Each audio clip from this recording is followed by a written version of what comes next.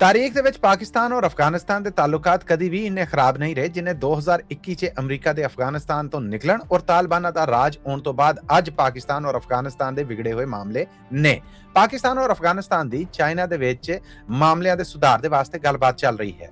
ਇਤਲਾਵਾਂ ਨੇ ਕਿ ਅਫਗਾਨਿਸਤਾਨ ਵੱਲੋਂ ਉੱਥੋਂ ਦੇ ਇੰਟੈਲੀਜੈਂਸ ਔਰ ਆਲਾ ਜ਼ਿੰਮੇਦਾਰ ਨੇ ਜਿਹੜੇ ਉਹ ਗੱਲਬਾਤ ਦਾ ਹਿੱਸਾ ਨੇ, ਜਦਕਿ ਪਾਕਿਸਤਾਨ ਤੋਂ ਵੀ ਇੰਟੈਲੀਜੈਂਸ ਤੇ ਆਲਾ ਜ਼ਿੰਮੇਦਾਰ ਨੇ ਜਿਹੜੇ ਇਹ ਗੱਲਬਾਤ ਦਾ ਹਿੱਸਾ ਨੇ। ਪਾਕਿਸਤਾਨ ਵੱਲੋਂ ਗੱਲਬਾਤ ਸਿਰੇ ਚੜ੍ਹਦੀ ਹੈ ਜਾਂ ਅਫਗਾਨਿਸਤਾਨ ਵੱਲੋਂ ਚੜ੍ਹਦੀ ਹੈ ਜਾਂ ਨਹੀਂ ਚੜ੍ਹਦੀ, ਇਹ ਬਹਿਸ ਅੱਜ ਵੀ ਚਿੰਤਾਯੋਗ ਹੈ। ਪਰ ਹੁਣ ਚਾਈਨਾ ਨੇ ਸਰਕਾਰੀ ਪੱਧਰ ਤੇ ਤਸਦੀਕ ਕੀਤੀ ਹੈ ਕਿ ਅਸੀਂ ਪਾਕਿਸਤਾਨ ਔਰ ਅਫਗਾਨਿਸਤਾਨ ਨੂੰ ਗੱਲਬਾਤ ਦੀ ਟੇਬਲ ਤੇ ਲਿਆਉਣ 'ਚ ਕਾਮਯਾਬ ਰਹੇ ਹਾਂ। ਨਾਲ ਹੀ ਉਹਨਾਂ ਨੇ ਇਹ ਕੀਤੀ ਹੈ ਕਿ ਗੱਲਬਾਤ ਸਵੱਲੇ ਢੰਗ ਦੇ ਨਾਲ ਅੱਗੇ ਤੁਰ ਰਹੀ ਹੈ। ਇਹ ਵੀ ਆਜ਼ਾਰ ਕੀਤੀ ਗਈ ਹੈ ਕਿ ਗੱਲਬਾਤ ਉਮੀਦ ਹੈ ਕਿ ਕਿਸੇ ਸਿਰੇ ਲੱਗ ਜਾਏਗੀ। ਇਸ ਵੇਲੇ ਪਾਕਿਸਤਾਨ ਔਰ ਅਫਗਾਨਿਸਤਾਨ ਦੋਵੇਂ ਚਾਈਨਾ ਦੀ ਮੰਨ ਕੇ ਤੁਰ ਰਹੇ ਨੇ। ਇਹ ਸਰਕਾਰੀ ਬਿਆਨ ਹੈ ਜਿਹੜਾ ਇਹ ਬਾਕਾਇਦਾ ਚਾਈਨਾ ਦੀ ਸਰਕਾਰੀ ਜ਼ਿੰਮੇਦਾਰ ਨੇ ਜਿਹੜੀਆਂ ਉਹਨਾਂ ਨੇ ਪ੍ਰੈਸ ਔਰ ਮੀਡੀਆ ਨੂੰ ਦਿੱਤਾ ਹੈ, ਜਦਕਿ ਪਾਕਿਸਤਾਨ ਅੱਜ ਵੀ ਇਸ ਗੱਲ ਦੇ ਉੱਤੇ ਅੜਿਆ ਪਿਆ ਹੈ ਕਿ ਤਾਲਿਬਾਨ ਸਾਨੂੰ ਲਿਖਤੀ ਰੂਪ ਦੇ ਵਿੱਚ ਇੱਕ ਜ਼ਮਾਨਤ ਦੇਣ ਕਿ ਉਹਨਾਂ ਦੀ ਧਰਤੀ ਪਾਕਿਸਤਾਨ 'ਚ ਕਿਸੇ ਕਿਸਮ ਦੇ ਵੀ ਹਮਲੇ ਵਾਸਤੇ ਨਹੀਂ ਵਰਤੀ ਜਾਏਗੀ, ਜਦਕਿ ਅਫਗਾਨਿਸਤਾਨ ਇਸ ਗੱਲ ਤੋਂ ਇਨਕਾਰੀ ਹੈ, ਇਸ ਗੱਲ ਤੋਂ ਝਿਜਕ ਰਿਹਾ ਹੈ ਔਰ ਇਹੋ ਹੀ ਇੱਕ ਉਹ ਮੰਗ ਹੈ ਜਿਹਦੇ ਕਾਰਨ